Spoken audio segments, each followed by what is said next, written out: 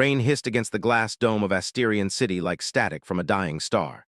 Inside Penthouse 900, where gravity was tuned to a perfect Earth-like comfort and the air smelled faintly of silver jasmine, Lady Saria Voss stood in a kitchen made of moonstone and black steel and dropped her plate.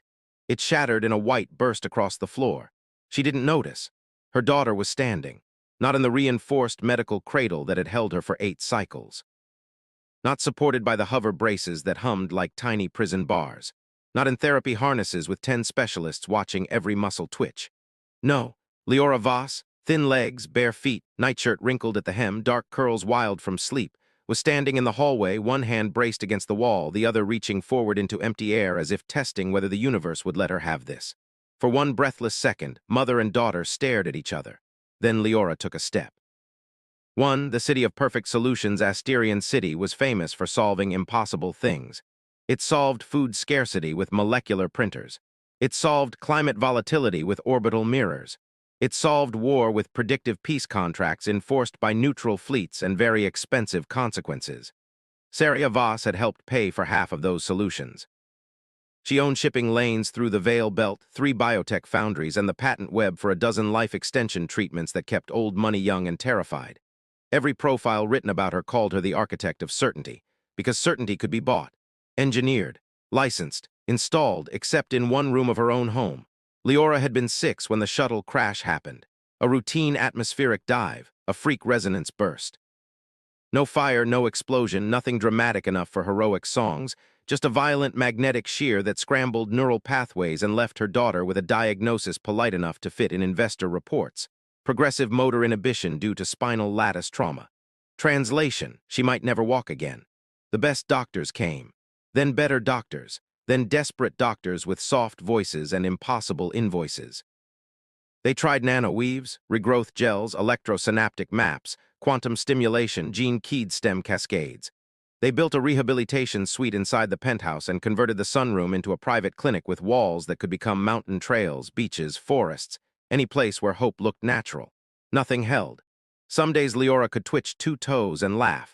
Some days she couldn't sit up without pain bright enough to erase language. When people asked Saria how she was doing, she learned to answer like a CEO. Stable, we're exploring options. At night, she sat by her daughter's bed and listened to the machines breathe for both of them. 2. The human with grease on his hands on the morning Leora stood up. Saria had already fired 3 people. Not for incompetence. Asterian's elite were too polished to fail in obvious ways, but for tone. One specialist said, "We should focus on quality of life goals rather than unrealistic mobility targets."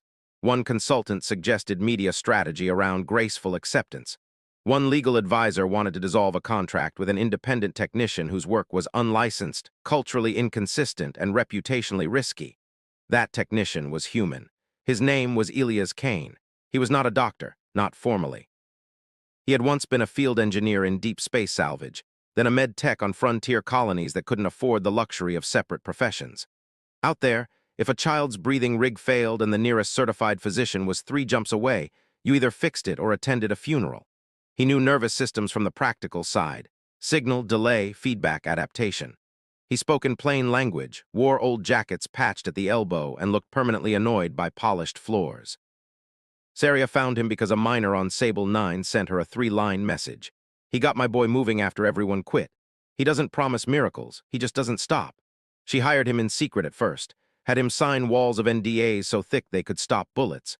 When Elias arrived at Penthouse 900, security scanned him 6 times, frowned at his tool case, and asked if he was lost. He looked at the marble atrium, the floating sculptures, the private waterfall running down a hologlass column and said, "Lady Voss, you can afford a moon, but your rehab setup's overfitted."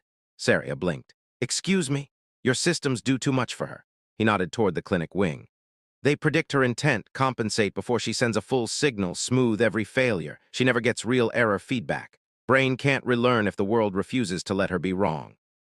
Every elite expert had told Saria to reduce unpredictability. This mechanic in worn boots wanted more of it. "Are you saying my daughter failed because the equipment is too good?" Saria asked, ice cold. "I'm saying she's not a machine you tune once," Elias replied. "She's a person people adapt through friction."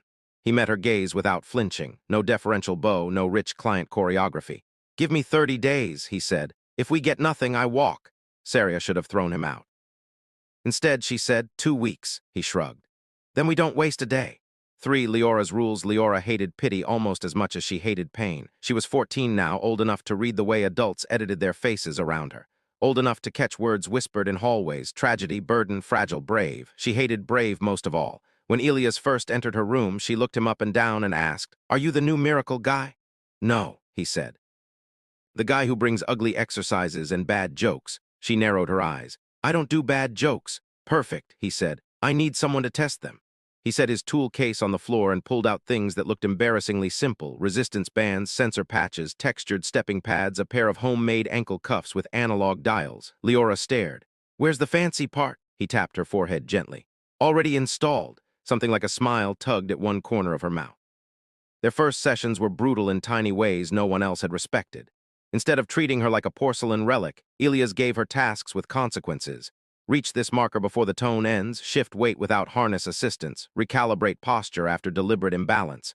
He didn't shield her from failure. When she fell, he didn't gasp or rush in with rehearsed sympathy. He checked for injury, helped her reset, and said, "Again."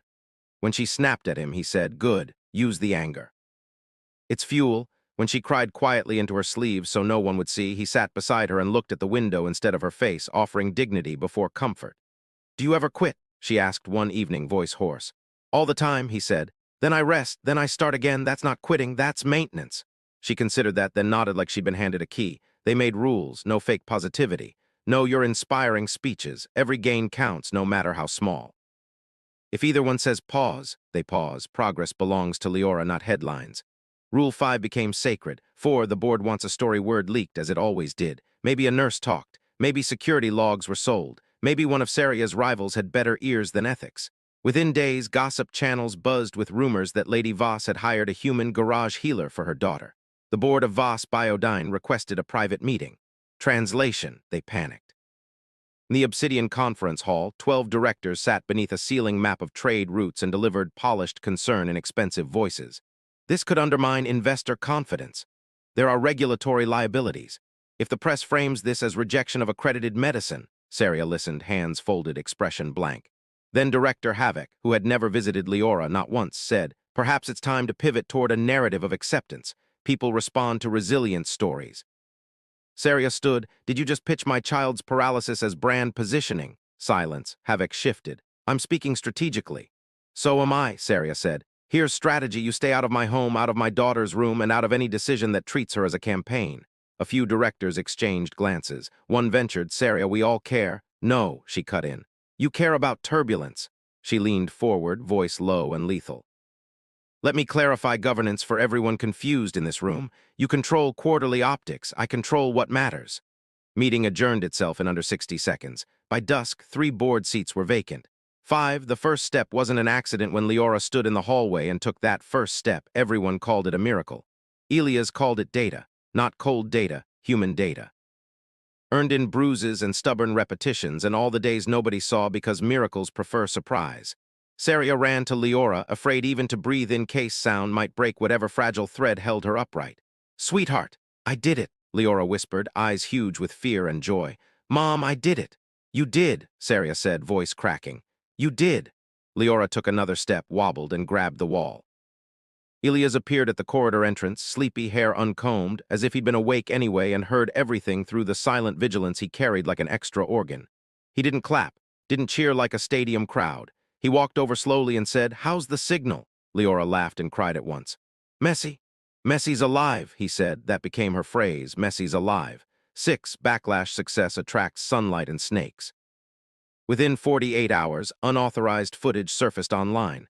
Leora walking 3 shaky steps across the rehabilitation room while Saria sobbed in the background. Someone had breached private feeds. Commentators argued over authenticity, ethics, and whether a human technician had hacked high-end neurons with dangerous improvisation. Medical guilds demanded records. Competitors implied fraud. An influencer with perfect teeth called it wealth theater. Worse, a coalition of licensed clinics filed for injunction. If Elias had performed medical intervention without certification within core territories, he could be fined, banned, even detained pending review. Saria's legal team assembled a fortress overnight. Contracts, supervision logs, informed consent archives, telemetry records, every second documented. But law wasn't the only battlefield. Leora saw the comments. Fake, scripted. Rich people cosplay struggle, human fetish nonsense. She shut down for 2 days, refused sessions, stared at the ceiling and said nothing. On the third day, Elias sat on the floor by her bed with a deck of ancient paper cards and built a house 2 stories tall, deliberately uneven. When it collapsed, he started again. She watched him for an hour. Finally, she asked, "Why do you keep rebuilding it?" "Because it falls," he said. "That's a dumb reason. It's the only honest one." She turned to face him. "What if they take you away?" He was quiet for a long beat. "Then you keep going," he said. "You're not borrowing my legs, Leora, you're building your own." She swallowed hard. "I hate this." "Me too," he said. "Now pick a card." She did. 7. The regulatory hearing was held in the Hall of Civic Health, a place designed to look impartial and felt like a stage set for public humiliation. Guild representatives wore white and silver. Legal counsel wore calm smiles sharpened for blood. Press drones hovered in designated lanes, their red lenses blinking. Elias arrived in a plain gray shirt and borrowed jacket. Saria arrived with enough legal firepower to invade a moon. Leora arrived in walking braces. That last detail changed the room temperature. She did not roll in via chair. She walked slowly, carefully, each step deliberate as oath-taking, to the witness platform. The chamber went silent except for the soft clicks of her brace actuators. The presiding arbiter, an elderly Vekari with translucent eyelids, leaned forward. "Miss Voss, you understand you are not required to testify." Leora nodded. "I want to." Her voice trembled at first, then steadied. "They keep calling me a case, a protocol, a liability." She glanced at the guild bench. "I'm not." She described 8 years of treatment in clear, unsentimental detail. She described hope, fatigue, therapeutic over assistance, the way automated systems anticipated her before she could try. Then she described Elias. "He didn't promise I'd walk. He promised he wouldn't lie to me." The chamber remained very still. "He didn't replace medicine," she said. "He changed how it listened." Guild counsel rose for cross-examination, all polished sympathy. "Miss Voss, isn't it true your improvement could be spontaneous remission coinciding with this technician's involvement?" Leora tilted her head. "If by spontaneous you mean 6 months of pain, practice, and falling down, sure." A few people laughed despite themselves. The council flushed. "Did Mr. Kane ever administer unauthorized pharmaceuticals?" "No." "Perform invasive procedures?" "No." "Then what exactly did he do?" Leora smiled faintly. "He taught my nervous system to trust me again." At the rear of the hall, Saria closed her eyes. Verdict came 3 hours later, no criminal violation. No unauthorized invasive practice. Recommendation for new classification, adaptive motor rehabilitation specialist under supervised licensure pathways. It wasn't total victory, but it was a door. For frontier healers, undocumented med techs, practical geniuses dismissed for lacking pedigree, it was the first legal crack in a wall older than most empires. 8. The offer 2 nights after the hearing, Saria invited Elias to the penthouse roof garden. No staff, no cameras. Just low lanterns and the city glittering beneath the dome like spilled starlight. She poured tea herself, an act that would have scandalized half her board. "I owe you more than I can name," she said. Elias shook his head. "You owe me contract rate and fewer security checkpoints." She almost laughed. "Done, plus interest." She slid a slim data slate across the table. "I'm funding a network, clinics in underserved sectors, cross-training programs, open protocols where possible. Legal defense fund for non-traditional practitioners. I want you to run it." He didn't touch the slate. "I'm not an executive," he said. "Good," Saria replied. "I have enough executives. I need someone who notices when systems become cages." He looked out over the city for a long moment. "Conditions," he said. "Name them." "No hero branding, no using Leora's face in campaigns. Sliding scale access must be real, not decorative. Frontier sectors first, not last." Saria nodded once. "Agreed." He finally picked up the slate. Program title flashed in simple letters, the first step initiative. He sighed. "Needs a better name." From behind a hedge, Leora's voice called, "Keep it, it's dramatic." They turned. She emerged in soft training gear, walking with 2 forearm crutches and a grin sharp as sunrise. "Also," she added, "I want in." Saria frowned automatically. "In what way?" Leora lifted her chin.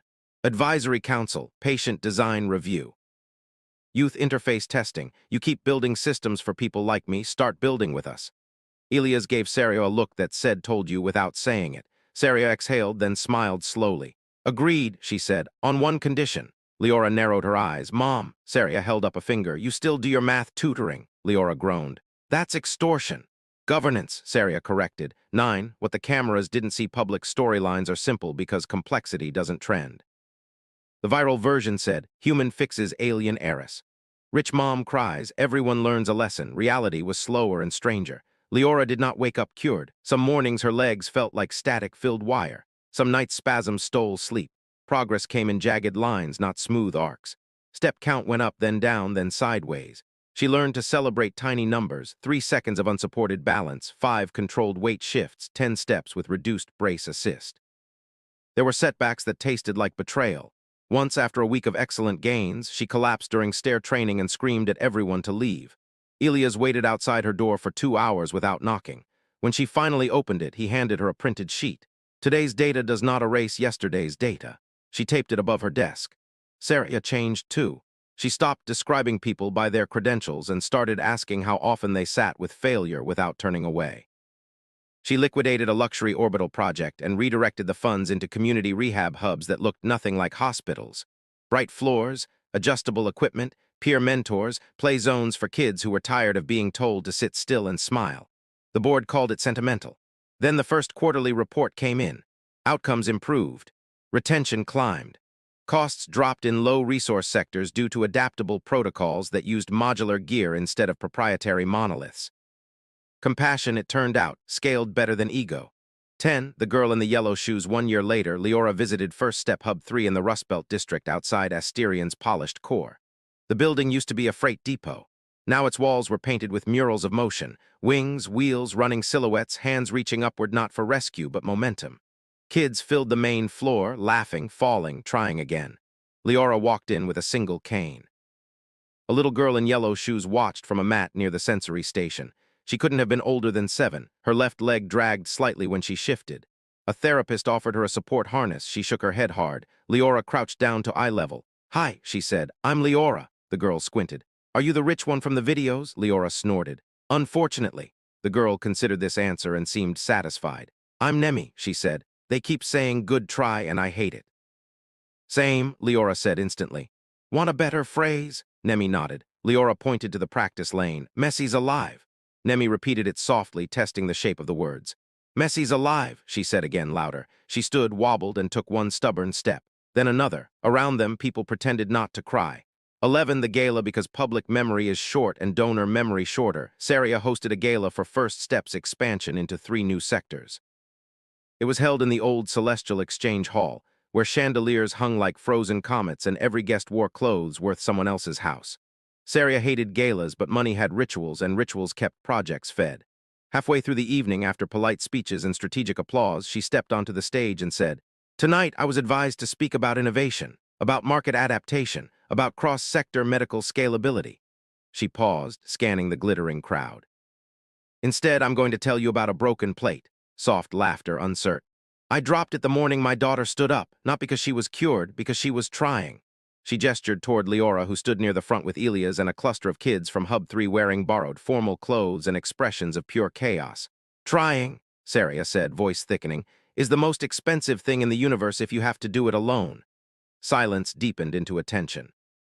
"So we are done charging people hope they cannot afford." A ripple moved through the hall. "Starting next cycle, all First Step-based protocols are open license for non-profit and frontier clinics. Proprietary upgrades remain commercial. Core access does not." Someone dropped a fork in the back. The sound rang like a bell. Investors looked as if they'd swallowed lightning. Reporters nearly levitated with delight. Saria smiled, predator calm. "If you want returns, invest in outcomes. If you want monopolies on suffering, find another board." Then she stepped down and let the room explode. 12, the thanks 2 months later in a quieter season, Leora sat in her old room, now half bedroom, half design lab, and recorded a message for a school project about personal turning points. She kept restarting because every version sounded too polished. Finally, she hit record and spoke without script. "They used to ask what fixed me," she said. "That's the wrong question." She counted on her fingers. Was it my mom's money? It opened doors, yes. Was it advanced medicine? Yes, parts of it saved me. Was it one human technician? Huge part, yes. Was it me? Also, yes. Was it luck? Definitely. Was it all the people who showed up when progress was slow and boring? Absolutely. She leaned closer to the camera. People love saying thanks to like recovery is a single name at the end of a sentence. It is. Her gaze drifted to the wall where old therapy logs were pinned beside new schematics for adaptive braces she was helping design. It was thanks to truth instead of promises, thanks to friction instead of perfect assistance, thanks to being treated like a person, not a project, thanks to stubbornness, thanks to falling down in front of people who didn't flinch. Thanks to my mom learning to listen. Thanks to Elia's teaching me that maintenance is not failure. Thanks to everyone who believed Messi still counts. She smiled, a little crooked. So yeah, thanks to a lot. She ended the recording and wheeled toward the door out of habit, then laughed at herself, stood, and walked instead. Epilogue, certainty rewritten years later, analysts would describe Saria Voss's philanthropic pivot as visionary strategy. Policy journals would cite the first step framework as a landmark in patient-centered adaptive rehabilitation. Guild schools would teach the hearing as a case study in regulatory reform. Those versions were neat, almost elegant. But the real story remained small enough to fit in a hallway. A mother hearing a plate break, a daughter balancing between fear and wonder, a human in a worn jacket asking, "How's the signal?" A step that looked tiny unless you knew the distance. In Asterian City, where certainty once ruled like a quiet tyrant, people began measuring progress differently. Not by perfection. Not by pedigree, not by whose logo was stamped on the cure, by whether more people could try. And if you visited Hub 3 on a bright morning, you might see a mural near the entrance, painted by kids with unsteady hands and brilliant, stubborn hearts. It had no corporate emblem, no founder portrait, no slogan engineered by a branding firm. Just 4 words in uneven letters, Messi's alive, keep going.